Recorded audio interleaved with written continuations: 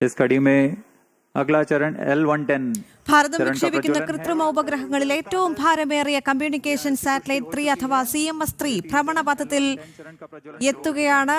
വിക്ഷേപണം നടന്നു കഴിഞ്ഞു. ഭൂസ്ഥിര ഭ്രമണപഥത്തിലേക്ക് ഭാരതത്തിന്റെ മണ്ണിൽ നിന്നും അയക്കുന്ന ഏറ്റവും ഭാരമേറിയ ഉപഗ്രഹം കൂടിയാണിത്. ശ്രീഹരിക്കോട്ടയിൽ നിന്നുള്ള തത്സമയ ദൃശ്യങ്ങളാണ് പ്രേക്ഷകർ കാണുന്നത്. ഇപ്പോൾ VSSC മുൻ ശാസ്ത്രജ്ഞൻ S ശിവകുമാർ ചേരുകയാണ്. സർ, ഈ ഒരു ഘട്ടത്തിൽ നമുക്ക് പറയാനുള്ളത് ഇന്ത്യൻ നാവികസേനയുടെ കരുത്ത് കൂടുതൽ ശക്തമാകുന്നു എന്ന് തന്നെ ഇതിലൂടെ നമുക്ക് പറയാൻ സാധിക്കുമല്ലോ.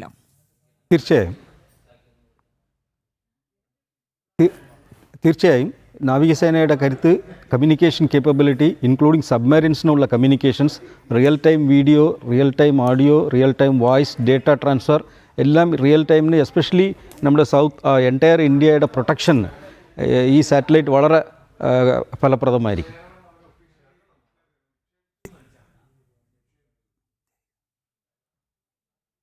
ശരി, ഐസനിലേക്ക് കൂടി എത്തുകയാണ്. ഐസൻ വളരെ നിർണായകമായ ഒരു ആശയവിനിമയ ഉപഗ്രഹം കൂടിയാണ്. രാജ്യസുരക്ഷയെല്ലാം വളരെ വലിയ രീതിയിൽ അല്ലെങ്കിൽ നിർണായകമായ രീതിയിൽ ഇൻഫ്ലുവൻസ് ചെയ്യുന്ന ഒരു ഉപഗ്രഹം കൂടി എന്ന് പറയുമ്പോൾ പ്രത്യേകിച്ച് നമ്മുടെ സൈനിക ബലം വർദ്ധിപ്പിക്കാൻ ഇത് വളരെയധികം സഹായകരമാകുമെന്ന് കൂടി നമ്മൾ പറയേണ്ടി വരുമല്ലോ.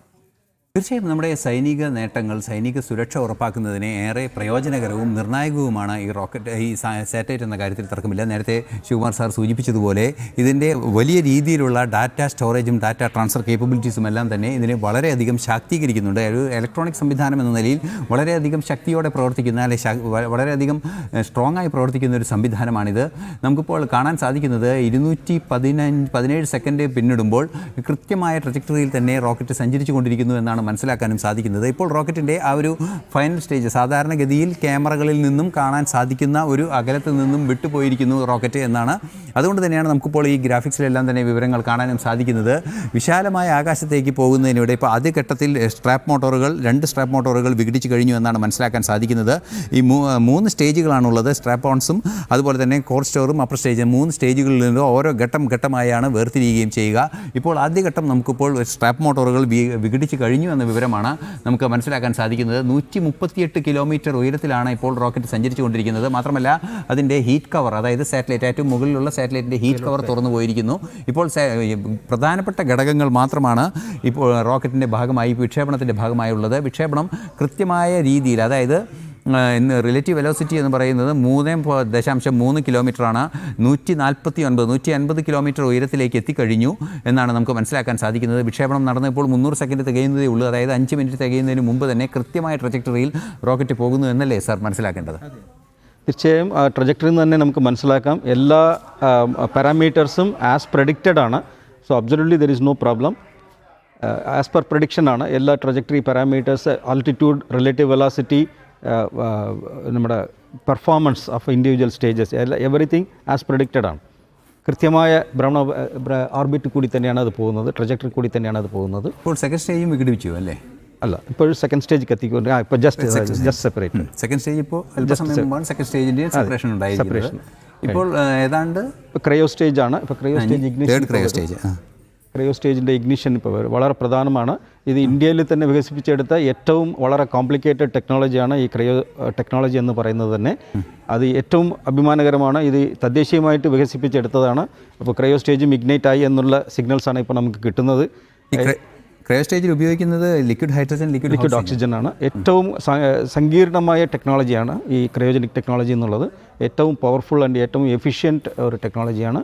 അതാണ് ഇതിൻ്റെ almost 50% of the relative velocity കൊടുക്കുന്നത് ഈ 3rd സ്റ്റേജാണ്.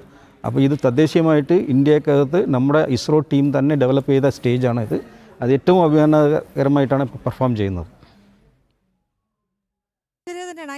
വളരെ കൃത്യമായി നമുക്ക് പറയാൻ സാധിക്കുന്ന മറ്റൊരു കാര്യം, ഭൂസ്ഥിര ഭ്രമണപഥത്തിലേക്ക് ഭാരതത്തിൻ്റെ മണ്ണിൽ നിന്നും അയക്കുന്ന ഏറ്റവും ഭാരമേറിയ ഒരു ഉപഗ്രഹം കൂടിയാണിത്. ശ്രീഹരിക്കോട്ടയിൽ നിന്നും തത്സമയ ദൃശ്യങ്ങൾ കൂടി നമുക്ക് കാണാൻ സാധിക്കുന്നുണ്ട്. മാത്രവുമല്ല വളരെ നിർണായകമായൊരു നേട്ടം ഇസ്രോയ്ക്ക് നേടിയെടുക്കാൻ കഴിഞ്ഞു എന്നുകൂടി ഈ ഒരു വിക്ഷേപണത്തിലൂടെ നമുക്ക് മനസ്സിലാക്കേണ്ടി വരും അല്ലേ? തീർച്ചയായും വിക്ഷേപണത്തിൻ്റെ കാര്യത്തിൽ വളരെ മികച്ച ഒരു പെർഫോമൻസ് നടത്തുന്ന ഒരു സംവിധാനമാണ് ISRO എന്ന് പറയുന്നത്. നമുക്ക് നിരവധിയായ വിക്ഷേപണങ്ങളുണ്ട്. നിരവധിയായ വിക്ഷേപണങ്ങൾ സുരക്ഷിതമായി നടന്ന നിരവധിയായ വിക്ഷേപണങ്ങൾ, വിവിധങ്ങളായ വിക്ഷേപണം, PSLV ആകട്ടെ, GSLV ആകട്ടെ, അത്തരത്തിൽ എല്ലാ വിധത്തിലുള്ള സംവിധാനങ്ങളുടെയും ഒരു സക്സസ്ഫുൾ ആയ ഒരു ട്രജക്ടറി അല്ലെങ്കിൽ ഒരു ട്രാക്ക് റെക്കോർഡ് നമുക്കുണ്ട് എന്നതൊരു യാഥാർത്ഥ്യം തന്നെയാണ്. മാത്രമല്ല ഇപ്പോൾ ഭാരതത്തിൽ തന്നെ നിർമ്മിച്ച ക്രയോജനിക് എഞ്ചിൻ, അതായത് ദ്രവീകൃത ഇന്ധനം ഉപയോഗിക്കുന്ന എഞ്ചിൻ ഉപയോഗിക്കുന്ന, അതായത് ഹൈഡ്രജനും ഓക്സിജനും സംയോജിപ്പിച്ച് ഉപയോഗിക്കുന്ന ക്രയോജനിക് സാങ്കേതിക വിദ്യയിൽ പ്രവർത്തിക്കുന്ന റോക്കറ്റിൻ്റെ 3rd സ്റ്റേജിൽ ഇപ്പോൾ നമുക്ക് ദൃശ്യങ്ങളിൽ കാണുന്നത് ഏറ്റവും മുകളിൽ ആ സ്വർണ്ണ നിറമാർന്ന ബൗണ്ടറിയോടെ കാണുന്നത് സാറ്റലൈറ്റും അതിന് തൊട്ട് താഴെയുള്ള ഭാഗം ക്രയോജനിക് സ്റ്റേജുമാണ്. ഈ ക്രയോജനിക് സ്റ്റേജാണ് അന്തിമഘട്ടത്തിലേക്ക് സാറ്റലൈറ്റിനെ കൊണ്ടുപോകുന്നത്. ഇപ്പോൾ ഹയർ വെലോസിറ്റിയിൽ ഇപ്പോൾ നമുക്ക് ഡാറ്റ പരിശോധിക്കാൻ ഇപ്പോൾ ഇതിൻ്റെ വെലോസിറ്റി എത്രയായിരിക്കും, ഇതിൻ്റെ ഓൾട്ടിറ്റ്യൂഡ് ഇപ്പോൾ എത്ര എത്തിയിരിക്കും സർ? താഴെ ട്രജക്ടറി പാരാമീറ്റേഴ്സ് ഉണ്ട്. നോർമലി ഇത് ഇപ്പോൾ ആൾമോസ്റ്റ് ലൈക്ക് 150 കിലോമീറ്റേഴ്സ് പ്ലസ് ആയിരിക്കും ഇപ്പോൾ ഈ സമയം കൊണ്ട്. ഏതാണ്ട് ക്രയോ സ്റ്റേജ് എന്ന് പറയുന്നത് 645 സെക്കൻഡ്സാണ് അത് പെർഫോം ചെയ്യുന്നത്. അപ്പോൾ ആൾമോസ്റ്റ് ഒരു 11 മിനിറ്റ്സ് ഓഫ് ഫയറിംഗ് ആണ്. അപ്പോൾ 11 മിനിറ്റ്സ് ഓഫ് കണ്ടിന്യൂസ് ഫയറിംഗ് ആണ്. അപ്പോൾ ബേൺ ടു ഡിപ്ലീഷൻ ആയിരിക്കും മിക്കവാറും. അപ്പോൾ it will be a successful flight. കാര്യം ഇപ്പോൾ 3 സ്റ്റേജുള്ള 3 ഘട്ടങ്ങളുള്ള എല്ലാ സ്റ്റേജും തന്നെ പെർഫെക്റ്റായിട്ട് പെർഫോം ചെയ്തുകൊണ്ടിരിക്കുകയാണ്. ആസ് ഓഫ് നോ 3rd സ്റ്റേജാണ് ഏറ്റവും critical, and that also already ignited. Absolutely there is no uncertainty. വളരെ പ്രധാനമായിട്ടുള്ള സ്റ്റേജ്, നിർണായകമായ ഘട്ടത്തിലാണ് ഇപ്പോൾ നീങ്ങിക്കൊണ്ടിരിക്കുന്നത്. With that we are not expecting any problem as of now. ഇപ്പോൾ കൃത്യമായ ട്രജക്ടറി നമുക്ക് നോക്കുമ്പോൾ കാണുന്നത് കൃത്യമായ ഫോളോ ചെയ്യുന്നുണ്ട്. Predicted trajectory. ഇപ്പോൾ ഉയരം ഏതാണ്ട് വെലോസിറ്റി 4.9 ആണ് അല്ലേ? 4. അത് L110 സ്റ്റേജ് കട്ടാകുമ്പോഴത്തേക്ക് ഏതാണ്ട് 4.7 km/s ആയിരിക്കും. അവിടെ നിന്നാണ് ഏതാണ്ട് 10 km/s വരെ ഉള്ള വെലോസിറ്റിയിൽ എത്തണം. അപ്പോൾ ഇത് ഏറ്റവും 11 മിനിറ്റ് കൊണ്ടാണ് ഈ വെലോസിറ്റി എത്തുന്നത്. 640 സെക്കൻഡോളം ഈ 3rd സ്റ്റേജ് ബേൺ ചെയ്തിട്ടാണ് ഈ വെലോസിറ്റി എത്തുന്നത്. ലാസ്റ്റ് സ്റ്റേജിലാണ് കൃത്യമായ 10 km/s എന്ന് പറഞ്ഞാൽ വേഗതയിലെത്തുന്നത്. ഓക്കെ, അപ്പോഴേക്കും ഇന്ധനം ഏതാണ്ട് കത്തിത്തീരുകയും ചെയ്യും. ഓക്കെ. ഇപ്പോൾ നിലവിൽ നമുക്ക് ദൃശ്യങ്ങളിൽ കാണുന്നത് ഇതിൻ്റെ പകുതി, അതായത് 3ാം സ്റ്റേജിൻ്റെ ഒരു പകുതി കഴിഞ്ഞ ഒരു അവസ്ഥയിലാണ് ഇപ്പോൾ ഉള്ളത്. ഇപ്പോൾ അതിൻ്റെ വേഗത വർദ്ധിച്ചുകൊണ്ടിരിക്കുകയാണ്. ഓരോ സെക്കൻഡിൽ നമുക്ക് നോക്കുകയാണെങ്കിൽ ഇപ്പോൾ 5.1 കിലോമീറ്ററാണ് വെലോസിറ്റി എന്നിരിക്കുന്നത്. അത് ഓരോ സെക്കൻഡിൽ അത് ഉയർന്ന് ഇപ്പോൾ നിലവിൽ ഓൾട്ടിറ്റ്യൂഡ് 212 കിലോമീറ്ററിൽ എത്തിക്കഴിഞ്ഞു. അതെ, അത് ലാസ്റ്റിലാണ് വളരെ എക്സ്പൊണൻഷ്യലി അത് ഇൻക്രീസ് ആവും. ഇപ്പോൾ ഭാരം കുറയുന്നതിനനുസരിച്ച് വേഗത കൂടി വരും. ഓക്കെ, ഇപ്പോൾ 540 മൊത്തം ഇതിൻ്റെ ലോഞ്ച് ടൈം എത്ര വരും സാർ? ഏതാണ്ട് 1100 സെക്കൻഡ്സോളം ഇതിനകത്ത് വരും. ഏതാണ്ട് അപ്പോൾ ഇപ്പോൾ ഇത്രയും വന്നതിന്, അതായത് 540 സെക്കൻഡ് ഇപ്പോൾ കഴിഞ്ഞിരിക്കുന്നു. ഇനി അത്ര തന്നെ സമയം കൊണ്ട് കൃത്യമായി ഓർബിറ്റിൽ ഇതിനെ വിക്ഷേപിക്കുകയും ചെയ്യും. ഇപ്പോൾ മറ്റു മനോഹരമായ ദൃശ്യങ്ങളും കാണാൻ സാധിക്കുന്നു ദേവിക. ഇതിന് സാക്ഷിയായ കുട്ടികളുണ്ട്, അതുപോലെ തന്നെ പൊതുജനമുണ്ട്. ആ പ്രദേശങ്ങളിലെല്ലാം തന്നെ അത് കാണാൻ എത്തുന്ന സംവിധാനങ്ങളെല്ലാം ഉണ്ട്. അത്തരത്തിൽ ആഹ്ലാദഭരിതമായൊരു സാഹചര്യം കൂടി നമുക്കവിടെ കാണാനും സാധിക്കുന്നുണ്ട് ദേവിക. അതോടൊപ്പം തന്നെ ശിവകുമാർ സർ, നമുക്ക് പറയാൻ സാധിക്കുന്നത് ബാഹുബലി എന്നൊരു ഓമന പേര് കൂടി ഈ ഉപഗ്രഹത്തിനുണ്ട്. കാരണം 4400 കിലോഗ്രാം ഭാരമുള്ള ഏറ്റവും ഭാരമേറിയ ഉപഗ്രഹം കൂടിയാണല്ലോ ഇത്. അതുകൊണ്ട് തന്നെ വളരെ വലിയ നേട്ടങ്ങൾ കൈവരിക്കും. ഒപ്പം തന്നെ ഇന്ത്യ ഉപഭൂഖണ്ഡത്തിലും ചേർന്നുള്ള സമുദ്രമേഖലയിലും വാർത്താവിനിമയ ബന്ധം ശക്തിപ്പെടുത്തുക എന്നൊരു ദൗത്യം കൂടി CMS-3-ക്കുണ്ട്. അതെ, അതാണ് അതിൻ്റെ പ്രഥമ ദൗത്യം എന്ന് പറയുന്നത്. In addition to that remote ഏരിയയിലുള്ള കമ്മ്യൂണിക്കേഷൻസും ഈ സാറ്റലൈറ്റ് കൊണ്ട് നമുക്ക് സാധിക്കും. മാത്രമല്ല ബാഹുബലി എന്ന് പറയുന്നത് ലോഞ്ച് വെഹിക്കിളിൻ്റെ കപ്പാസിറ്റിയാണ്. ഇന്ന് LVM-3 എന്നുള്ളതാണ് ഏറ്റവും ശക്തിയേറിയ ഒരു വിക്ഷേപ വാഹിനി നമുക്ക് ഉള്ളത്. അതും ഫർദർ ഡെവലപ്മെൻറ്റ്സ് ആർ ഹാപ്പനിങ്. ഈ ഫർദർ ഭാരമേറിയ സാറ്റലൈറ്റ്സ് കൊണ്ടുപോകാനുള്ള രീതിയിൽ അത് മോഡിഫൈ ചെയ്തെടുത്തുകൊണ്ടിരിക്കുകയാണ്. 4400 കിലോ എന്നുള്ളത് ഇന്നത്തെ ദിവസം വരെ ഉള്ള ഏറ്റവും ഹയസ്റ്റ് വെയിറ്റ് കൂടിയ GTO സാറ്റലൈറ്റാണ്. ഇതിനേക്കാളും ഭാരം കൂടിയ സാറ്റലൈറ്റ് കൊണ്ടുപോയിട്ടുണ്ടെങ്കിലും അതിൻ്റെ ആർബിറ്റ് കുറവാണ്. GTOയിൽ പോകുന്ന ഇന്ത്യയിൽ നിന്ന് ലോഞ്ച് ചെയ്യുന്ന ഏറ്റവും ഭാരമേറിയ സാറ്റലൈറ്റാണ് ഇന്ന് ലോഞ്ച് ചെയ്യുന്നത്. ഏറ്റവും അഭിമാനകരമായ ദൗത്യം തന്നെയാണ്. നേരത്തെ റൊളാങ്കാരോയിൽ നിന്ന് ലോഞ്ച് ചെയ്ത 5300 ഭാരമുള്ളത് ജിയോ സ്റ്റേഷണറി ഓർബിറ്റ് ആയിരുന്നു അല്ലേ? അല്ല, ഇന്ത്യയിൽ നിന്ന് തന്നെ ഇപ്പോൾ നമ്മൾ വൺ വെബ് സാറ്റലൈറ്റ്സൊക്കെ 5700 സാറ്റലൈറ്റ് നമ്മൾ ഭാരമുള്ള സാറ്റലൈറ്റ് ലോഞ്ച് ചെയ്തിട്ടുണ്ട്. പക്ഷേ അത് GTO സാറ്റലൈറ്റ് ഓർബിറ്റ് അല്ല, അത് നമുക്ക് ലിയോ ഓർബിറ്റ്സ് ആണ്. അപ്പോൾ ലിയോ ഓർബിറ്റിൽ നമുക്ക് ഈ Mark 3യുടെ 10 ടൺ വരെ കപ്പാസിറ്റി, അല്ലെങ്കിൽ 8 to 9 ടൺസ് വരെ കപ്പാസിറ്റി നമുക്ക് കൊണ്ടുപോകാൻ പറ്റും. അപ്പോൾ ഈ GTO മിഷൻ എന്നുള്ളതാണ് ഏറ്റവും ശ്രമകരമായ ദൗത്യമാണ്. അതിനകത്ത് കൊണ്ടുപോകുന്ന ഭാരമേറിയ കപ്പാസിറ്റി ഇതുവരെ 1140 കിലോ വരെ ഇതുവരെ കൊണ്ടുപോയിട്ടുള്ളൂ.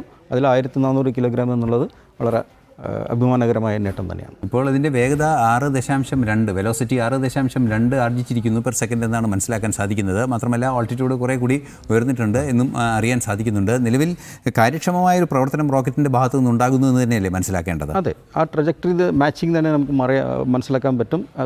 പ്രീ പ്രഡിക്റ്റഡ് ട്രജക്ടറി ഉണ്ട്, അതിൻ്റെ എക്സാക്ട് ഡിറ്റോ ആണ്, അതിൻ്റെ dot exactly it is going through that. So prediction performance exactly matching ആണ്.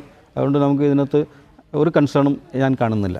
ഓക്കെ, ഇത് വളരെ വിജയകരമായൊരു മുന്നേറ്റം തന്നെയാണ് റോക്കറ്റ് ഇപ്പോൾ നടത്തിക്കൊണ്ടിരിക്കുന്നത്. അതെ, ഒരു ടെക്സ്റ്റ് ബുക്ക് ലോഞ്ച് എന്ന് തന്നെ പറയാം. എന്ന് പറഞ്ഞാൽ നമ്മൾ പ്രതീക്ഷിച്ച അതേ പെർഫോമൻസ് തന്നെയാണ്. കാര്യം ഇതിനകത്ത് ഈ പ്രഡിക്ഷൻസ് ഒരുപാട് പാരാമീറ്റേഴ്സ് ഉപയോഗിച്ചാണ് ഈ പ്രഡിക്റ്റ് ചെയ്യുന്നത് എക്സാക്ട് പെർഫോമൻസ് എന്തായിരിക്കും എന്നുള്ളത്. അപ്പോൾ അതുപോലെ തന്നെ നമ്മൾ റോക്കറ്റ് പെർഫോം ചെയ്യുമ്പോഴത്തേക്കും അതിന് നമ്മുടെ പ്രഡിക്ഷൻ കേപ്പബിലിറ്റിയാണ് അതിനകത്ത് നമുക്ക് കാണാൻ പറ്റും.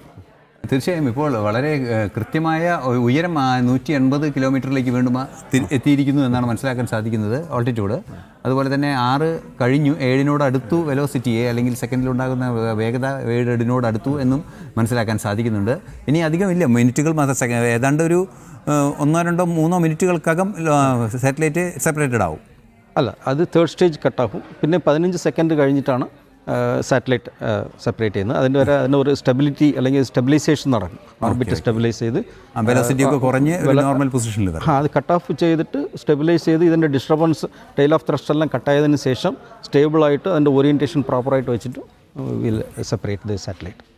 ഓക്കെ, ഇപ്പോൾ ദൃശ്യങ്ങളിൽ കാണുന്ന ഈ ട്രജക്ടറി കറക്റ്റാണ്? എക്സാക്ട്ലി കറക്റ്റാണ്. ഓക്കെ, ഒന്ന് വെലോസിറ്റിയും ഒന്ന് ആൾട്ടിറ്റ്യൂഡും ആണ്. ഇപ്പോൾ വളരെ കൃത്യമായൊരു മൂവ്മെൻറ്റ് നമുക്ക് ഈ ഗ്രാഫ് നോക്കുമ്പോൾ കാണാൻ സാർ പല വിക്ഷേപണങ്ങളിലും പാർട്ടിസിപ്പേറ്റ് ചെയ്ത ഒരാൾ കൂടിയാകുന്നതുകൊണ്ട് ഇത് കൃത്യതയാർന്ന ഒരു പെർഫോമൻസ് ഇതുവരെ ഉണ്ടായ ഈ 100-ലേറെ വിക്ഷേപണം നടത്തിയ ചരിത്രത്തിലുണ്ടായതിൽ ഏറ്റവും കൃത്യതയാർന്ന ഒരു വിക്ഷേപണം ഇതിനെ പറയാൻ സാധിക്കും. തീർച്ചയായും. അപ്പോൾ കാര്യക്ഷമമായ ഒരു വിക്ഷേപണമാണ് നടന്നിരിക്കുന്നത്. അതെ.